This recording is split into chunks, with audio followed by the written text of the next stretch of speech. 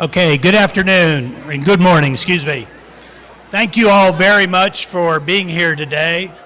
My name is Doug Krulin, and I am the President and CEO of the Metropolitan Nashville Airport Authority, and today I work for the President and CEO, Mr. Clifton Harris. So Clifton, thank you very much for this honor. We are excited to be here. On behalf of the Metropolitan Nashville Airport Authority, my congratulations to the Urban League of Middle Tennessee on the occasion of its 55th Equal Opportunity Day celebration. We are so excited to be a part of today's event, and we join in the community in acknowledging the outstanding work and tremendous impact the Urban League has had on our community. At the Airport Authority, we have been working with the Urban League for many years now, and there's several of you who understand that we have been working on the B&A Vision program for the past 5.5, almost 6 years now. We had a goal when we started working with members of the Metro Council and the local business community of generating $240 million worth of business for our small minority and woman-owned businesses. I'm proud to say that we're north of 270 million right now, and by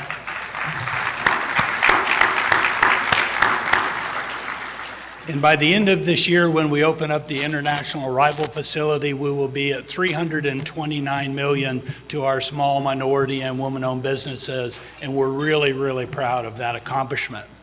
In addition, one of the things that we did after we started the B&A Vision program was change the way that we do our concessions program inside the airport. Prior to 2019, prior to our friends with Fraport, Tennessee, that took over our concessions program, we had approximately 13% of our businesses were either minority-owned or local-owned inside the airport. When we get to September 25th of this year and open up 15 more stores, we will have gone from 52 businesses to 100 businesses inside the airport. 49% of those businesses will be small, local, and minority businesses working inside the Airport Authority.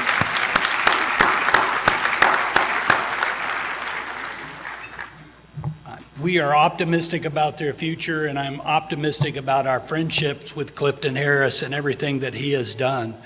My compliments to the Urban League, the Board of Directors, the volunteers, and the staff for everything that you've been doing for the Middle Tennessee region for this many, many years, and we greatly appreciate your partnership, friendships, and that nudge when we can do it right. So thank you, Clifton Harris, and I hope you all have a wonderful dinner today. Thank you for letting me be here.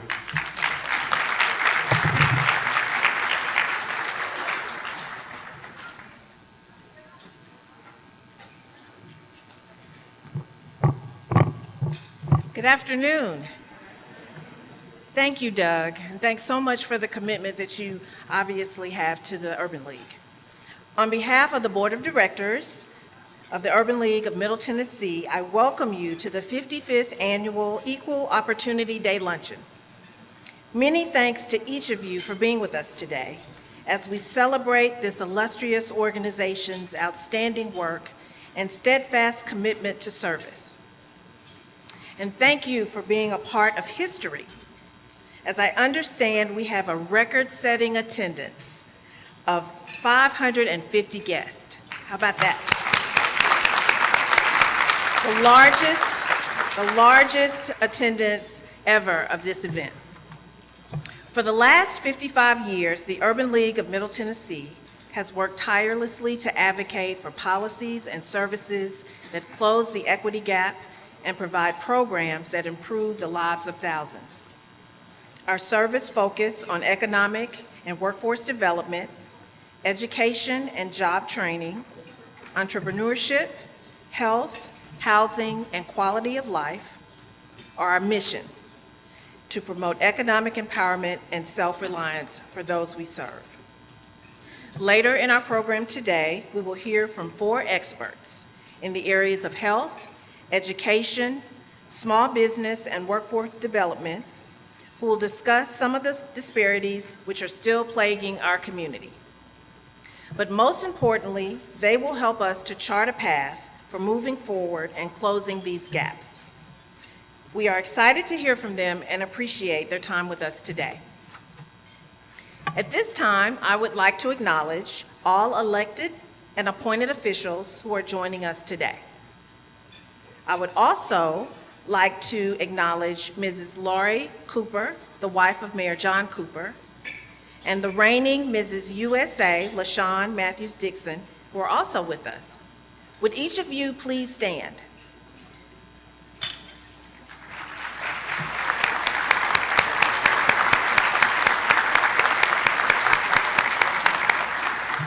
Thank you for attending. This year, we also have a record number of sponsors whose financial investment helps us to raise the much-needed funds to continue the work of the Urban League. The logos and names of these sponsors are listed in your program and have been displayed on the slides which have been running today. As is customary for this event, we have invited several of our major sponsors to provide short videos which speak to their support of diversity, equity, and inclusion. Please direct your attention to the monitor and enjoy the presentation.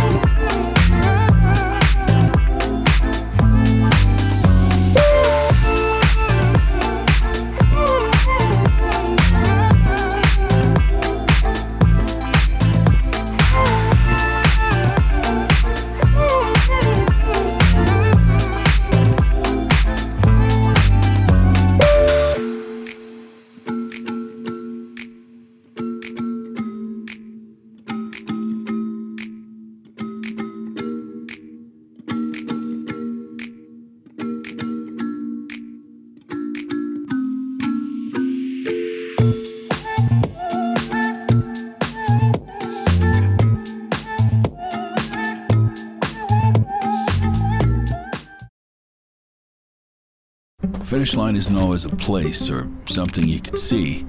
Sometimes there isn't even a finish line. It's just the race against time, against illness, and the race for answers. There will be difficult days, moments that test your resolve. But other days you win. You beat the odds. You are gloriously triumphant. And the next day, you suit up, you show up, and you begin again.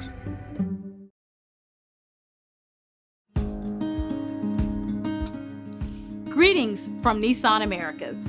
Nissan's North Star is better conversations lead to better actions, and it serves as our blueprint to create a culture where employees, customers, and partners feel respected, valued, and heard. We have made a commitment to diversity, equity, and inclusion, and we are holding ourselves accountable. This is how change happens. This is not a moment in time, but a journey to a much stronger Nissan and society. A core value of Nissan's DEI strategy is to build relationships and make a societal impact in the communities that employees, dealers, customers, and suppliers call home. Promoting diversity is just good business. Nissan for everyone.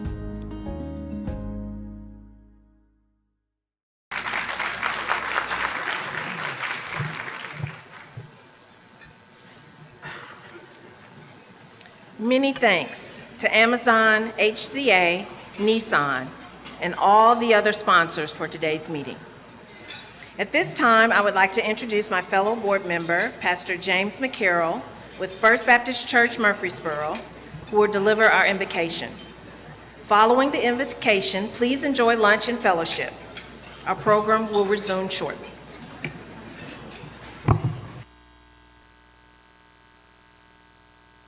Before you eat, let me bless your food.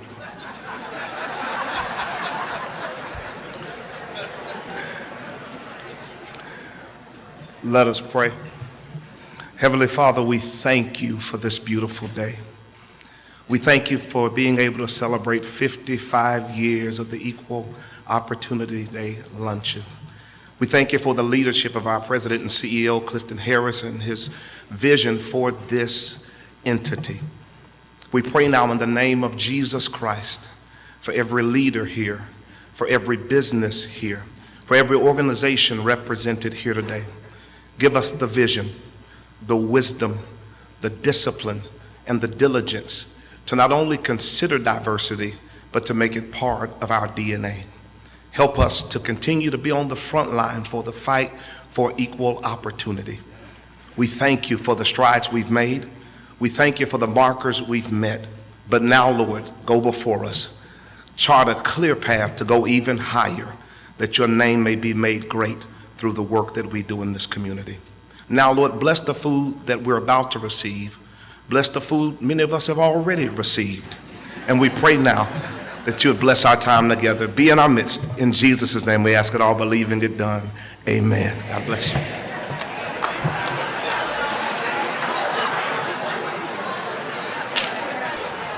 Well, good afternoon, ladies and gentlemen.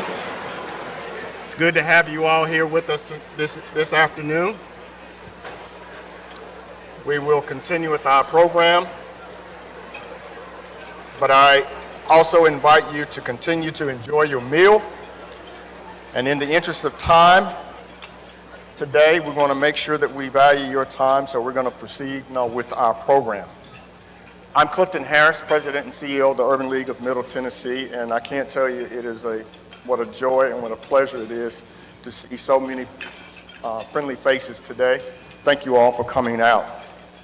For those of you who have been with us for our past Equal Opportunity Day luncheons, the stage might look a little bit different than it normally does. Rather than hearing from a single speaker, we had a vision several months ago in planning for this event. And we wanted to find a way that would allow us to celebrate our work over the last 55 years, but also provide a platform to acknowledge that we still have challenges to face and much work to do. So in considering these goals, we were determined that we would reach out to some of our most accomplished and experts in the fields that you're going to hear about today.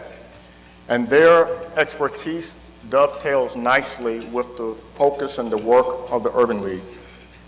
As I said, looking back over 55 years, it goes without question that we have made significant positive impact within the communities that we serve, as we have and will continue to work towards improving and empowering thousands of lives throughout Middle Tennessee.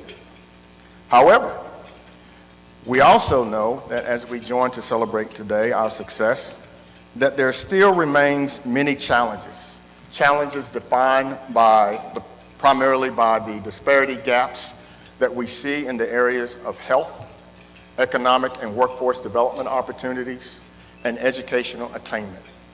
So rather than continue to talk about these issues, our intent today is to move from talk to action. And each of you are a piece of the puzzle to action. So thank you for joining us today. And at this time, I want to begin by introducing our panelists who joined me up here today. I consider them to be the experts in their field in which they work in. So starting from my immediate left, we have Dr. Herman Williams, Chief Medical Officer of Nashville General Hospital. And then we have the illustrious, I think I got them out of order, that's my fault, but I'll make the adjustments on the end. Then we have LaTanya Channels next, who is the Director of Economic Growth and Small Business Development for the City of Nashville. And we also have Ms. Marla Rye, Executive Director of the Northern Middle Tennessee Workforce Board and President of Workforce Essentials. And certainly last but not least, we all know and love Dr. Shanna Jackson, President of Nashville State Community College and a member of the Urban League Board. So let us begin our panel discussion on some of these topics. So beginning with you, Dr. Williams. Thank you for being here today. It is a pleasure to have you. So I want to ask you a few quick questions. Yes. And so the first question is, what do you see as the top 2 or 3 social, societal, and economic determinants which we are seeing that are creating the disparities that we see in healthcare? Thank you.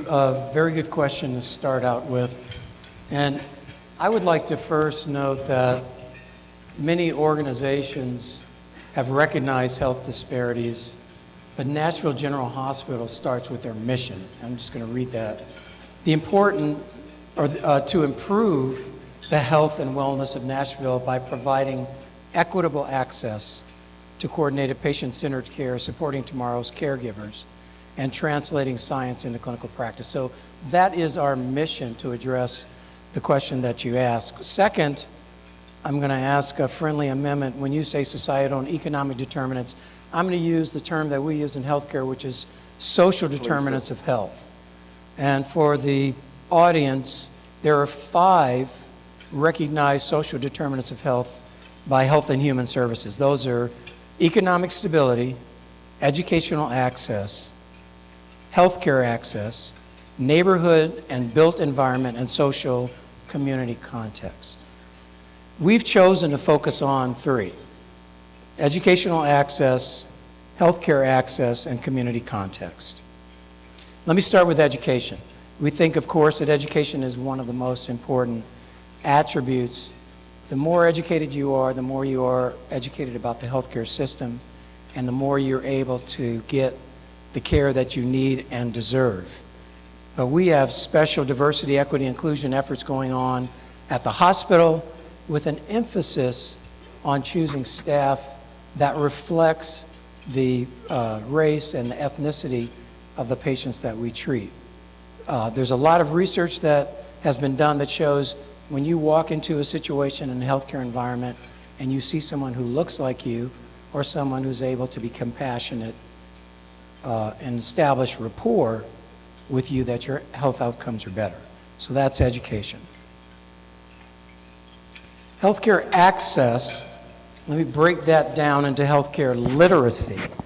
Healthcare literacy is the degree to which individuals have the capability to obtain, process, and understand health information so that you can get the health care that you need, know, deserve, et cetera, et cetera.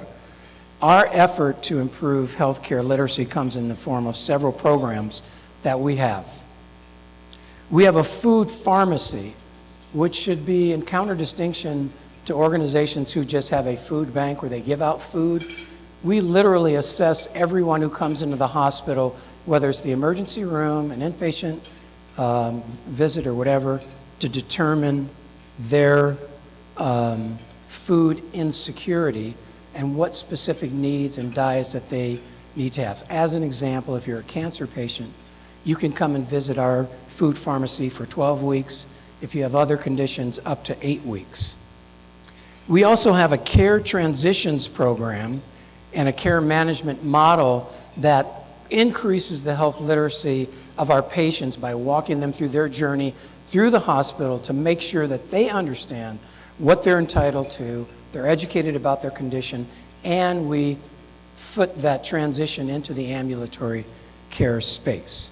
So that's how we're dealing with health access through improved health literacy. Lastly, community context. We have an organization that, and by the way, I'm here in the stead of my boss, Dr. Joseph Webb, and Dr. Webb founded the Congressional Health and Education Network, which is a partnership with 108 churches here in town. We want to go to the local community, to have grassroots effort to improve education, to help folks understand how they can get plugged in if they dropped out of high school or for various reasons, to get them plugged into the educational network. We also use those grassroots partnerships to educate people about their health and how to get better health services. So, Dr. Herman, considering the disparities that you just cited, how do we as a community work together to close these disparities? I think we can support organizations like CHIN. We can also inform people of the services that are available in the hospital and let people know.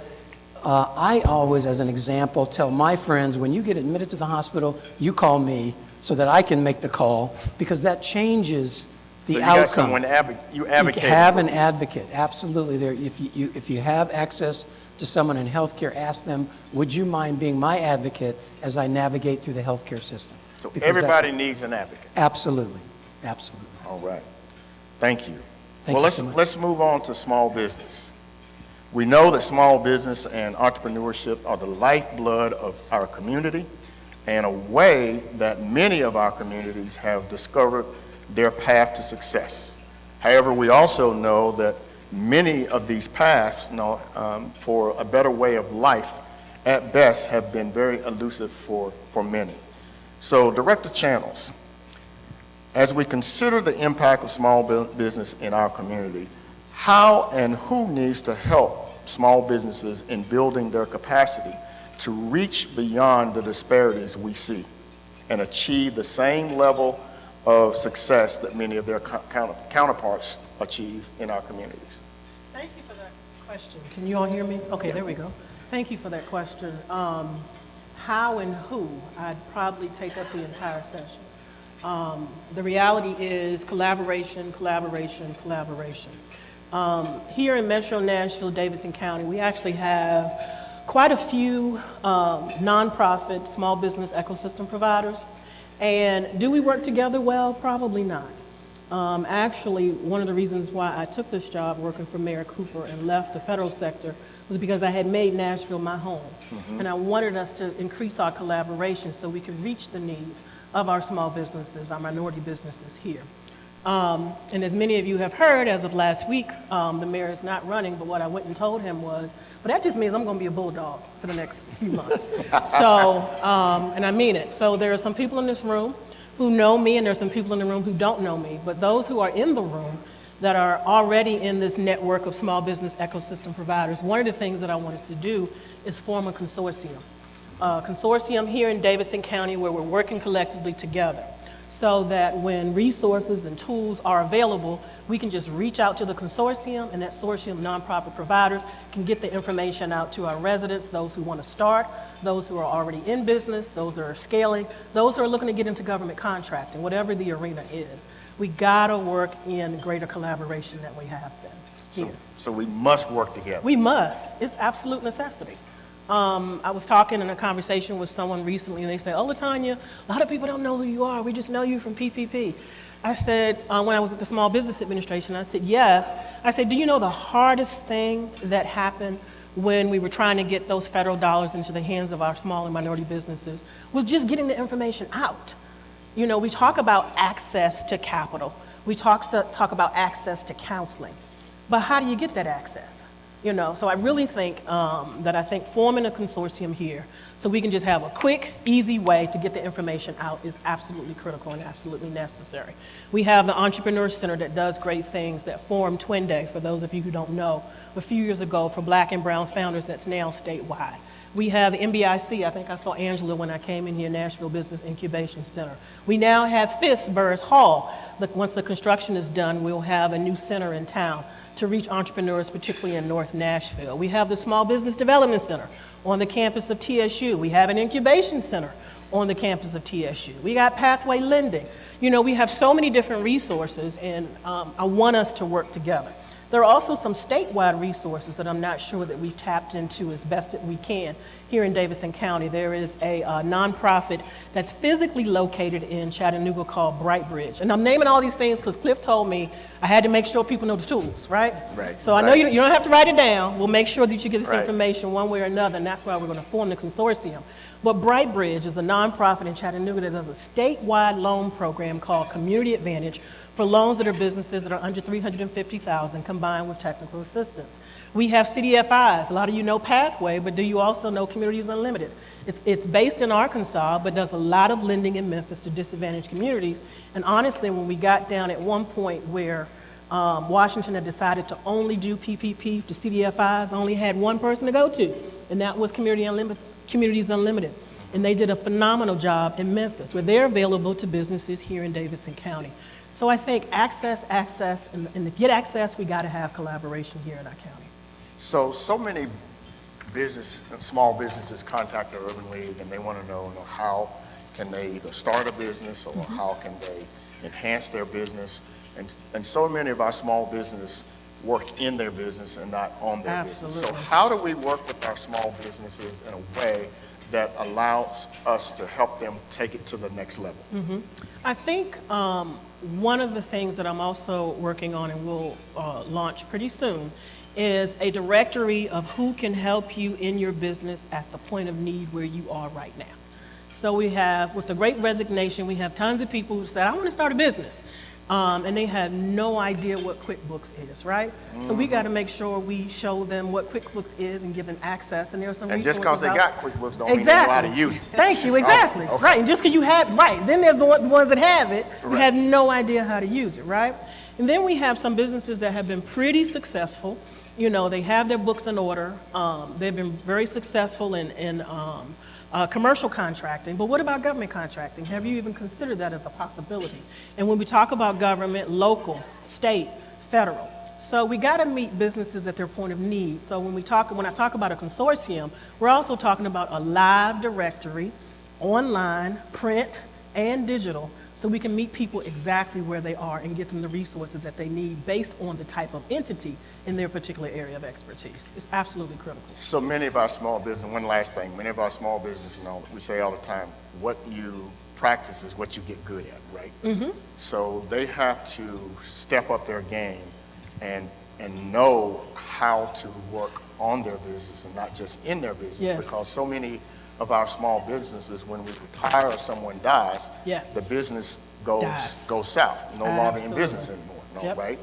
So y'all heard it from LaTanya, you've got plenty of resources. She's willing to help you work on your business and not just in your business, right? Absolutely, we got to. Okay, thank you for that. So as we look further at the economic vitality in all of our community, workforce development and opportunities for our citizens to secure careers that provide a livable wage are critical and vitally important. So President Rye, as our expert in workforce development, over the next 3 to 5 years, in what areas will high demand, high paying industry jobs exist? Thank you. Before we get started, I want to set the context on workforce development. Workforce development is regional. The Urban League of Middle Tennessee serves a 9-county area. There's over 2.1 million people in that 9-county area. It's grown by 10% the last 5 years. In the next 5 years, it's supposed to grow by 12, or a 250,000 people coming into this region. So we have a lot of great jobs. Our unemployment rate in that 9-county area is 2.4%. Think about that, 2.4%. Our labor force participation rate is 66%. That's higher than the Tennessee average, it's higher than the United States average, but yet we still have pockets of people that need good jobs. So when you're talking about high demand jobs, I think you need to look by education level, because 4-year degree programs aren't for everybody, but there are great jobs available that just require a high school diploma. If you look at our area in the next 5 years, we're going to have 4,000 logistics and warehousing jobs opening that pay anywhere from starting to $16 to $20 and up. Amazon, one of our sponsors today. You've got to your north, the Gap in Gallatin. To our west, you've got Lowe's Distribution Center. You've got the 840 corridor that's got Napa Auto Parts and Rooms to Go. So logistics and warehousing is a great job for individuals that need to go to work quickly and go to work fast. Construction is a booming industry here in Davidson County. You don't have to look far to find a crane. But jobs start $20 an hour. And we've got great programs like the Music City Construction Careers. Vonda McDaniel, she runs there. That's a great program there that can help individuals get into the workplace quickly. Then when you look at 1 year College of Applied Technology, you will see that one of the primary growth areas, again, matching that transportation and warehousing, is truck driver training. That's a 4-week to 6-week training program that individuals can get into, and we're going to have openings of around 3,500 truck drivers in the next 5 years. And they make on average $50,000 a year. So that's a program that individuals, again, can get into quickly. You know, healthcare, those 1 year LPN programs, rad techs, some of those programs that can get into good paying jobs in the healthcare career. And let's not even forget about industrial maintenance and mechatronics and our advanced manufacturing sector. And automotive technicians with the emerging electric vehicle market here in Middle Tennessee. There's going to be a great need for people that can work in the automotive industry. And you know, I'm sitting next to a legend here with the community college world, and Nashville State Community College has got so many vibrant programs that they offer, as well as Ball State and Motlow in this Middle Tennessee region. Again, your healthcare components of your RN and technician programs, they've just got a world of great business-related entities. Then we've got our 4-year institutions, and we're blessed with the HBCUs here in Nashville. You know, I don't know how many of you all have tried to hire a manager, but I think my mic's cutting out. You can't find one for less than 6 digits. So the business and accounting, those kind of careers are high in demand.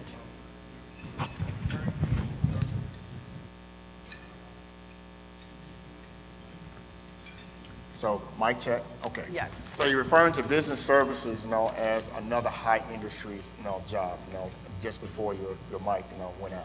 So, Marla, tell us, you know, of all the high demand industries, you know, you mentioned healthcare, IT, advanced manufacturing, construction, business services, and then of course, you know, we have hospitality. How do we make sure that people of color are not underrepresented in all of these high demand, high paying jobs and all that is coming online these days? Well, I think it's very important that we, with the population growth we've had, we also have a 10% projected growth in the number of jobs. So we need to be preparing our individuals, people of color, underserved, to fill those jobs in the future. I'm going to give you an example, and I think it starts with employers. I'm going to give you an example of a minority-owned business here in Nashville, Rescue Electric. Minority owner, Corey Goodwin. He is a small company, less than 10 employees. He worked with the Tennessee Department of Labor's Office of Apprenticeship, developed an apprenticeship program, and now has 7 apprentices that are working for him, all of people of color, and 1 female. So we are very excited about the opportunity to grow your own and for employers to really step up to the plate and intentionally say, I'm going to work with people of color, with minorities, to really grow and develop them. The other thing I will say, in the report that you produced, that Advancing Workplace Equity, it was clear that there are some jobs, let's just take the healthcare career, that a lot of the lower paying jobs are people of color. And as you move up from CNA to LPN to RN to nurse practitioners, the level of minority decreases. And I think it's important for employers to step up and develop good incumbent worker training programs, career pathways within your organization. And the North Tennessee Workforce Board has grant opportunities available when you know that individual or individuals are great employees that just don't have the skill sets that they need to move to another higher paying job. You can apply for a grant to help upskill them and give them the skills, which is going to help with our equity issue in the workplace here. We also have to be strategic, and education is the key, but let's just face it, there's barriers when people go back to school. There's health care, there's transportation, there's books, tools that they need to go back. That's where the American Job Center and our workforce development programs need to provide those wraparound services and be a resource to help remove those barriers and put people back to work. You know, Clifton, we were talking earlier about economic development and all of these new jobs that are coming to the region. I think it's extremely important when an announcement is made that we start working with those employers right then and there to determine what skill sets they're going to need so that we can prepare our people of color and underserved for those jobs before the plan is built, before the operation is underway, so they can go right into employment. Absolutely. I totally agree with that. You know, we don't need to find out after the fact, you know, that they've come here. We need to find out before they come here so we can get time to upskill and reskill, you know, our most precious resource, which is our human capital that exists. So, Dr. Jackson, Marla has already dubbed you as the rock star, you know. So what do you see are the most significant disparity gaps impacting education? How much time do we have left? Well, not much. I've already gotten the 5-minute call, so, you know, but. Well, I'll try to be very concise. So you've heard it all. I mean, it's health, it's income, it's these social determinants that keep generation after generations of families and communities in poverty. And those individuals have a very difficult time trying to not just access but complete any kind of educational program, whether it's a 2-year, 4-year, or a 4-week course. And I think we need to acknowledge, at least I do every day, I think about this, that we currently have a system that's not working well for students or employers. So it's time to redesign the system. And I think that's all about the collaboration and the work that we're trying to do. Access to education isn't enough. I mean, Marla really just said it. It's not enough to have Tennessee Promise and Tennessee Reconnect, which makes Nashville State tuition and fee free, and I'm very thankful for that.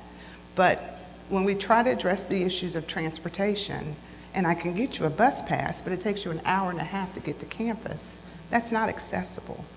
And we have to acknowledge that we really have created a system where people have to make real choices. At Nashville State, we are the most diverse community college in the state.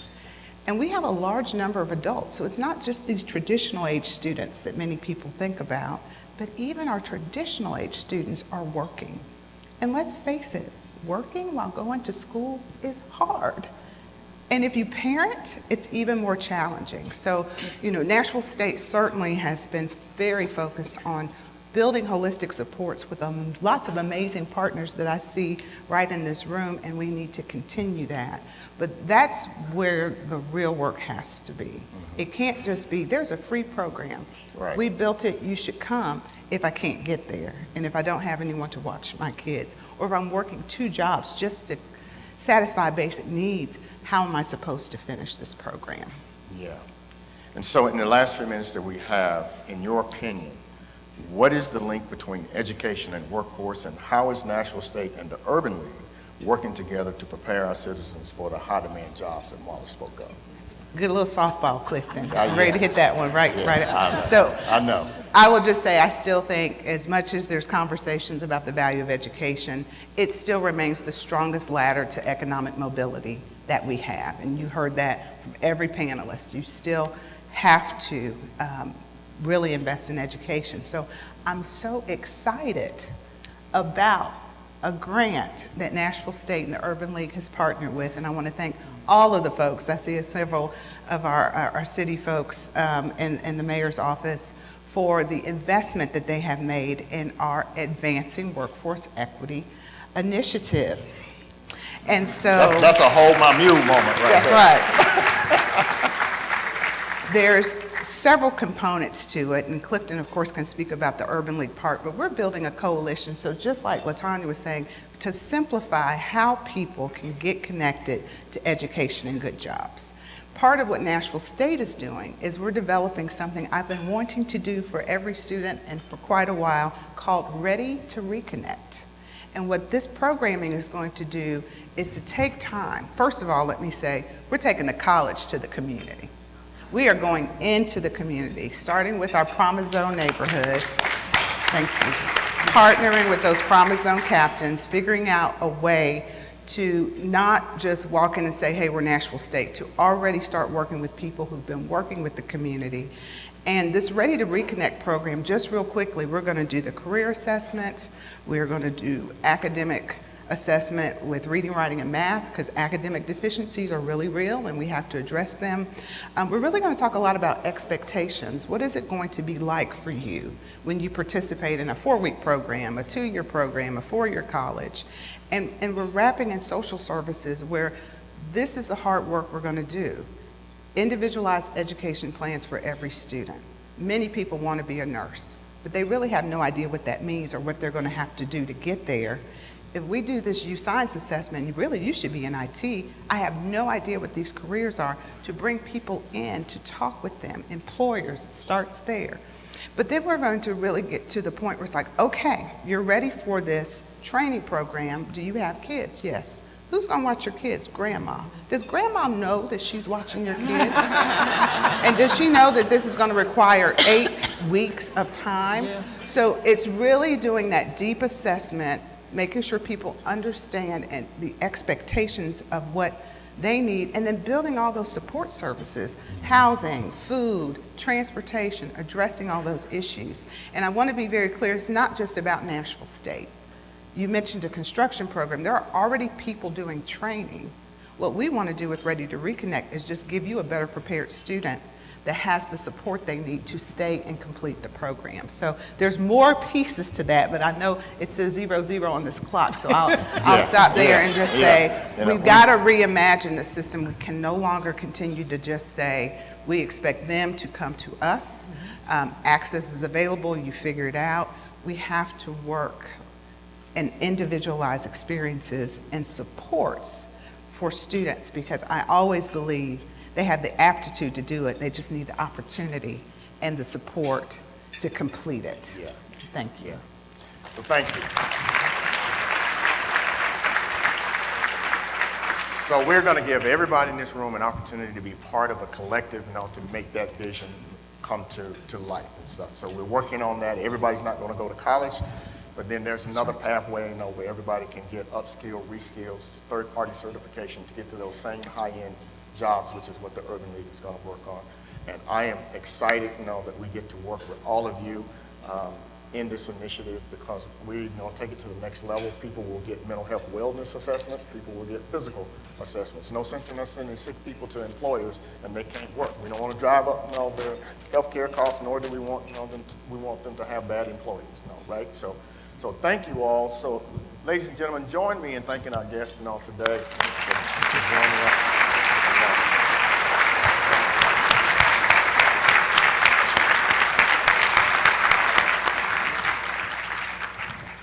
Thank you so much. So we hope that you heard something today that will allow you to make a decision about what you and your organization can do to help people get to good paying jobs and get the education that they need. It is time for Middle Tennessee to invest in our most precious resource, which is our human capital. It is time to do these things in a way that makes simple-minded common sense. And so we're going to remove all the barriers for people. And like Dr. Jackson said, if we have to get grandma involved, we're going to get grandma involved, because we know people do what grandma say do.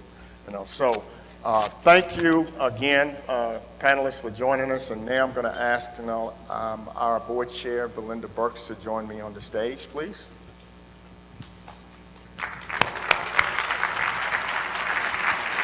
I'm just here. As board chair, I have the privilege of acknowledging some of our committed individuals who have done some of the greatest work for the community and also been an assistance to the Urban League. As I call your names, please join President Harris and me on stage.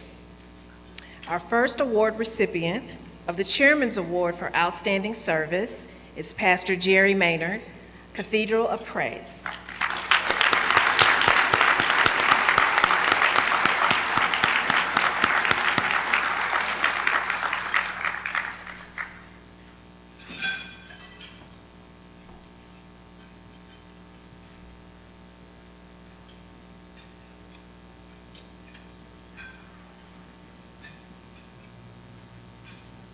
Thank you so much, sir. This is yours. You get in the middle. There you go. Thank you so much. Thank you. That's the hardest working man right there in show business. The Chairman's Award for Outstanding Board Member, Tom Jones of Messer Construction.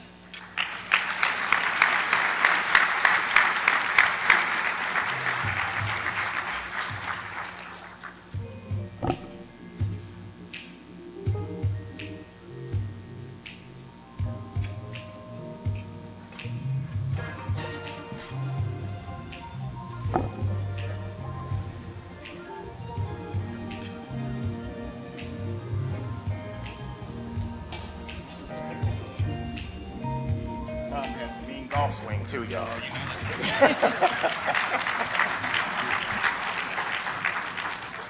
And the Chairman's Award for Outstanding Corporate Partner, drum roll, goes to Amazon.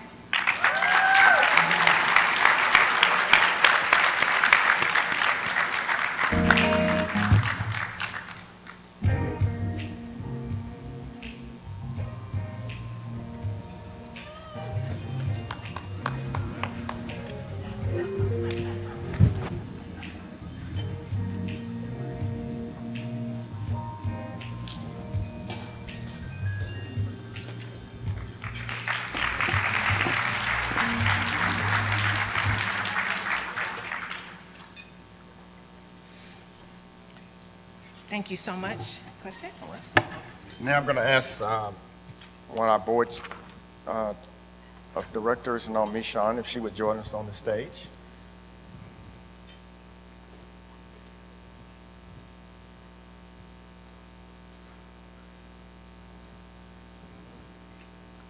I just want to thank you for your time on today to support 55 years of excellence with the Urban League of Middle Tennessee.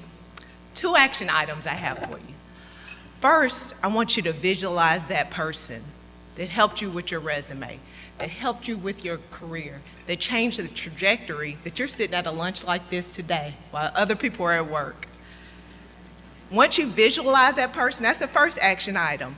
I want you to flip over your program, scan that QR code in that person's honor, because to me, that is really what the Urban League is about. Changing the trajectory, bridging that economic gap. Thanks so much for your time today, and we appreciate your support from the board. Thanks.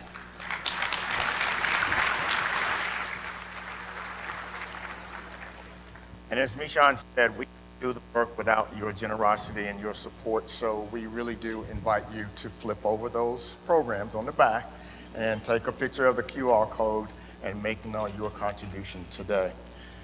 Now I want to take the opportunity to invite 2 other great people to the stage, because if it was not for their vision and their hard work, we wouldn't be here today. So I want to invite B and Reggie to the stage for our closing remarks.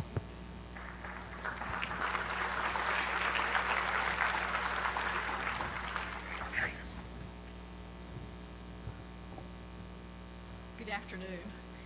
Thank you all for coming. I don't know how I'm going to get more exciting than that. We've had some great panelists up here today. I hope you appreciate it as much as I did. I learned a lot. Reggie, you're going to sign us off? I am. As members of the planning committee for this event, we thank each of you for joining us today. As you might guess, months of work have gone into bringing today's event to fruition, and we sincerely thank each of you for making this happen and celebrating our 55th Equal Opportunity Day Luncheon. And thank you for coming, and we look forward to seeing you next year.